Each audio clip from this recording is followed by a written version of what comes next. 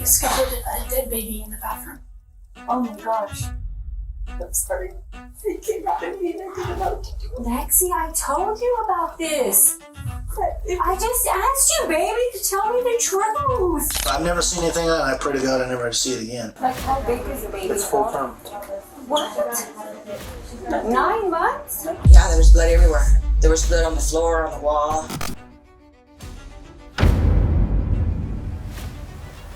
January 27th, 2023. 19-year-old Alexee Trevizo arrives at Artesia General Hospital complaining of back pain. Doctors quickly discover she is pregnant. She came in for back pain. She claims she didn't know she was pregnant. Hospital tests confirmed it, but she was still processing the shock. We discovered a dead baby in the bathroom. Oh my gosh. I'm sorry. It came out of me and I didn't know what to do. Lexi, I told you about this. I just asked you, baby, to tell me the truth. It was not crying or nothing. What did you do to it? Okay, stop right here. Stop. Number one priority, guys. Number one priority is she just had a baby. I don't know if she's delivered the placenta. She's bleeding significantly. I'm sorry about this, but in terms of delivering a baby and it looked like you tried to hide it, we do have to have the police involved. And nothing was crying. It came out with nothing. I know. But the baby's gonna have to be taken for autopsy and there'll be an investigator and everything. Staff gave her pain medication and continued the routine tests. She wasn't told what was really happening. She was still in the dark when she walked into that bathroom. She glances toward the door, trembling. Fear of her mother is written all over her face. Alone, young, and terrified, she walks toward the bathroom. Every step heavy with dread. She walks into a bathroom, alone. 19 minutes pass. No one follows her. Her mother is here. Fear and panic cloud Alexee's eyes. Her fear is no longer implied. It's spoken out loud. Fear of losing her life as she knows it. Like, how big is the baby? It's full term. What? 9 months? Nothing was crying. Lexi, have you watched the news of the girls that what they do to their babies and what they go to jail?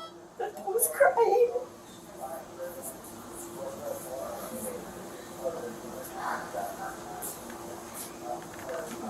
Any other questions? Okay. So as of right now, like what I said is we're gonna have the detectives come over here and they're gonna talk to you, okay? We have to gather some more information about what's going on. They'll get your statement.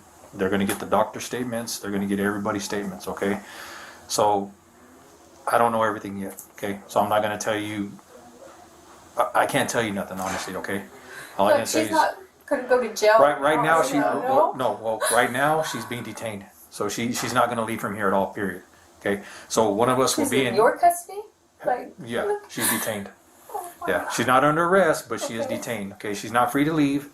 So while this whole thing is coming up, you're not free to leave. Okay, one of us will be in here the whole time with you, because you're not gonna try to leave or nothing like that. she All right. won't. Like I said, the detectives will be here. They're gonna talk to you. I mean, your care is of the utmost right now, okay? They're going to do what they need to do to take care of you to make sure you get stable. They get you transferred out or whatever. Like I said, the detectives are already been notified. They're already on the way. So they're going to come talk to you, all right? So don't leave. Don't try to do nothing.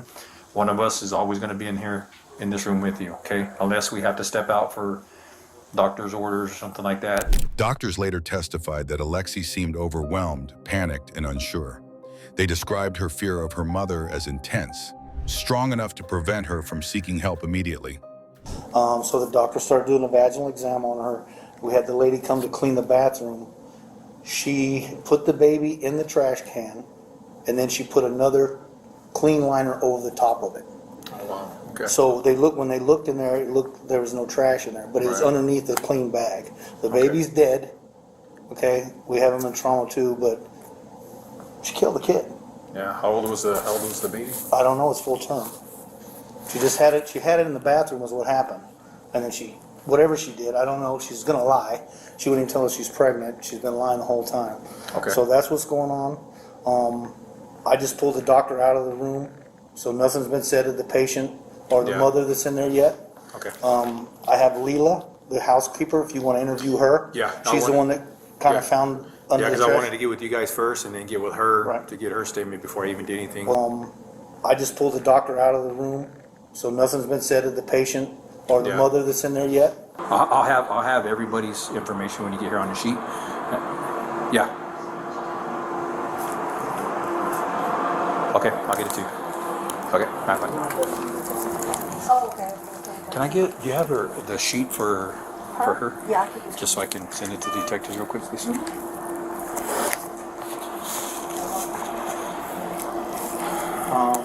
Picked up the trash. I thought it was heavy, and so I started looking in there. And on the very bottom, she had it covered with some toilet paper.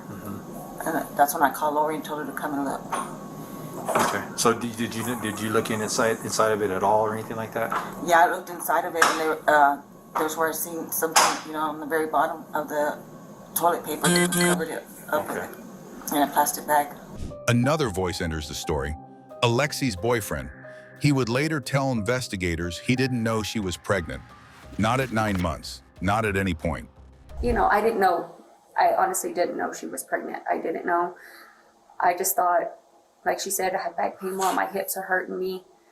I think I need to go to the chiropractor. I said, okay, let's go tomorrow. But she was like in really a lot of pain, and When did it start? Like the pain? Yes. Yesterday she said it was really bad, that her hips were hurting and her back. And then last night we're on the phone together and she said her hips were hurting bad. I asked her if anything else was hurting, and she said just everything. And she went to sleep. But she's a cheerleader too, so she's big in cheers. They have cheer competition. She works out. I mean, And she's been active this whole time? Yeah, she's been active this whole time. What's gonna happen with her? So she's going to get treatment before we even talk to her because she needs to be stabilized. So that's why she didn't life let it out. Okay. Once she gets stabilized, we'll try and talk to her. The baby's going to go up north for autopsy. More likely it'll be done within the next day. Is she gonna get detained after she's released? How? Get what? Are y'all gonna take her into custody or anything like that? That depends on what the DA finds. We have to wait for the autopsy to come back to see what happened. Because right now with how everything happened, we're going to do an investigation, get more information from the OMI, Office of Medical Investigator up north. And with that, we present that to the DA, see what the DA wants to do with charges, if any at all. He described their relationship as normal. No conversations about pregnancy, no plans, no warning. If that's true, it means Alexee carried this secret completely alone. No partner, no support, no one to turn to. And that raises a chilling question. How does a full-term pregnancy go unnoticed by everyone around her? While witnesses speak, investigators move quietly behind the scenes. Yeah, the baby's out on the bed. Okay, that's fine. So what I need to do is I'm going to go ahead and secure this, make sure nobody gets in here no more. Okay. So Okay. So the bathroom's locked. yeah. I'll order on there. Yeah, if you can, just put a sign on that, and then you said everything else is in here?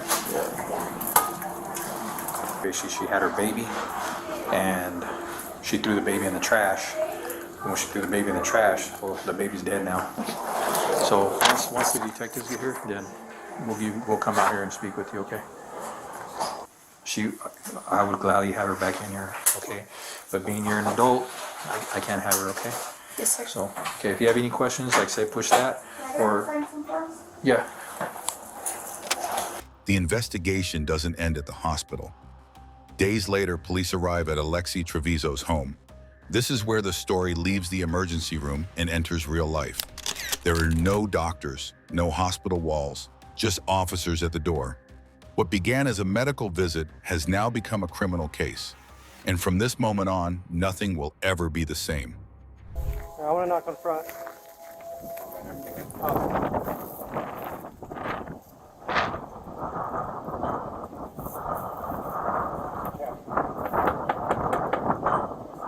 Alexee.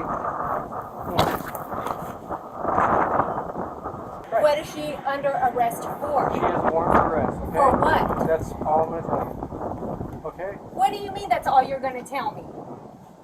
She's over the age of 18. I understand that, but I have a right to know as well. And we'll tell you that, but we Okay, need then the let me know now. We need the cooperation. Let me know now. I'm giving you the cooperation. I told you everything. Answer my question. For? Like I said, she's over the age of 18. Like, that we can't relinquish that information, but if you bring her out here, we'll tell you. What is she under arrest If you bring her out here, for? we'll tell you right in front of No, I'm not bringing her out here yet. Let me know what she's under She's arrest gonna for. get arrested regardless, ma'am. I mean, I don't know why. For what? For what? For what? Are you okay with telling me? Yeah, go ahead. Tell me. Homicide. Open count of homicide. And tampering with evidence. Tampering with evidence? Yes. At the hospital? I have a right to see a warrant. It doesn't matter if she's over the age of 18. This is my house. You have a right. You have to show me that warrant. If we are searching her house. Even if she's under arrest, you have to show me the It's warrant. up to her to show us. Sarah, this is Alexee Trevizo. Hey, I have the detectives here. They want to arrest my daughter. They're saying they have a warrant, but they can't show me a warrant for her arrest. She's here right now. Yeah. Oh, no. You can be with her the entire time, okay? Do you know where the public safety complex is? 3300 West Main? You can follow us over there. I will take you there. No, sir. Okay. She has still been like bleeding, so I don't know if she needs. Do you have any, I don't know if they have tampons. They do have family products. Okay. Okay. But I'm pretty sure if you take your own, you can use your own if you need it. Can she? Do you want to grab some? Can she grab some of that right quick? Or? Yes. Do you mind if Get your little bag. one of us goes with you? Go ahead. Go ahead. Go ahead.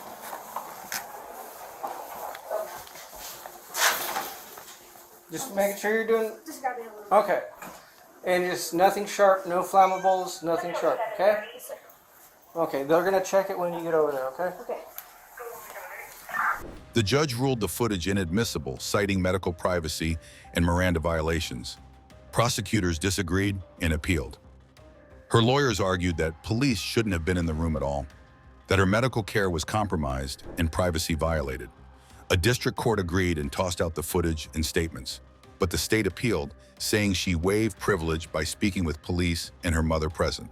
The reason why the state believes there's no interrogation here, Your Honor, is when you look at the video, just so we're all starting from a baseline, the police do not ask her any questions at all. The police do at one point ask the mother, does she have a driver's license? They hand that over. Of course, they're going to run everyone for warrants, like showing up at a car accident scene. But as I cited in the briefs, we all are familiar with cases that say they're asking for a driver's license, and that's procedural. That doesn't count as interrogation. So then the question would be, did the police say anything that would be, as Ines says, reasonably likely to elicit? Well, it's not saying it can be actions as well. And that's what I want to focus on is actions, because I get that the police didn't say anything, they didn't ask questions.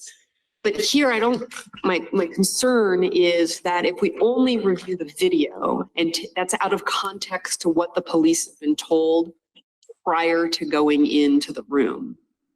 There's been a report.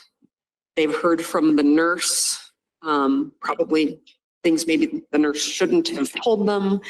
And then they're invited to go in. In court, a judge made a decision that changed everything. The body cam footage, the hospital surveillance video, and Alexee's statements inside that room. All of it was ruled inadmissible. The judge cited doctor-patient confidentiality and Miranda rights, ruling that police should not have been present during her medical care. Prosecutors strongly disagreed. They argued Alexee spoke voluntarily, with police and her mother in the room, and that any medical privilege had been waived. The state appealed the decision, pushing the case to the New Mexico Supreme Court.